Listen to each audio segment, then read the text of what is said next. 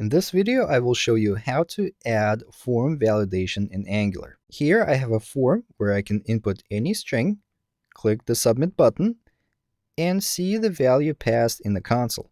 I built this form using Angular Form Builder by importing it here and then injecting it in controller, and then using it by declaring a single email field or form control, as they call it, just like this. Then in the component template, I declared this form and connected it to the form group that I created in the controller. And I hooked up the form to the submit event, where I simply output the value of the form in the console. Then I declared this input element and connected it to the email form control in the form group, the only form control that is in there. So the first thing I'm going to do here is to add a validation for the email format so that you can only enter the email in the correct format. To do that, I'm going to find the documentation for built-in Angular validators and open this page here and see that it already has a standard validator for email format. So I can use it here by importing validators and then specifying it for the email form control, just like this. Now reload the app and input email with invalid format, and it still works as it did before. It allows me to submit the form. That means we're missing the piece of logic that we need to build that will prevent me from submitting for the form if the validation is failing. And to see if the validation is failing, we can use this valid property of the form group that will return false if any of the validators in the form are failing. And to demonstrate that, I just added it here in the template, and when I add an invalid email, it shows false.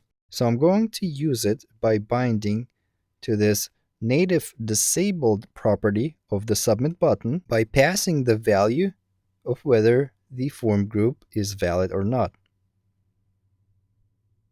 Just like this.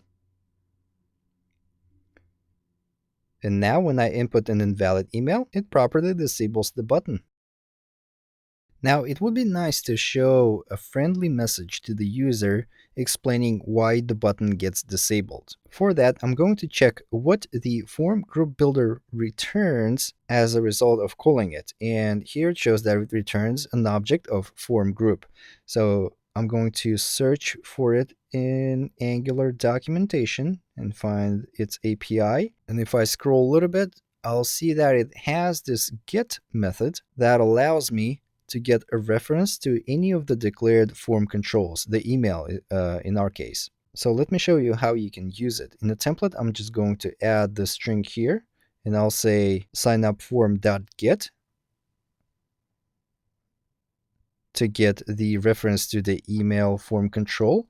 And then I'm going to use the hasError method on it to ask whether it has any validator errors related to the email validator, just like this. Remember, if I go to the controller and see how I set the validation for email, it references this email validator here, and that's exactly how I should specify it in this hasError method. Now, if I reload the app and add an invalid email, it shows true, indicating that the email validation has failed. So I can use it to add a span element here with an if that will show a friendly message if the validation fails,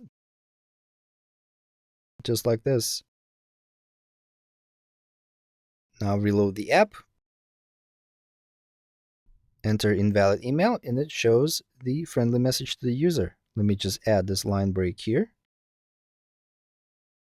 All right, invalid email. And when I add valid email, the message disappears. Now, it would be nice to add a little bit of styling to indicate form validation failure. And we can do that because if we look into the element in the DOM, we see that Angular adds this ngInvalid class when validation fails for any of the validators. So what this allows me to do is to go to the style of the component and say that for any elements with ngInvalid class, set border color of red. Now when I add invalid email, I see the red border.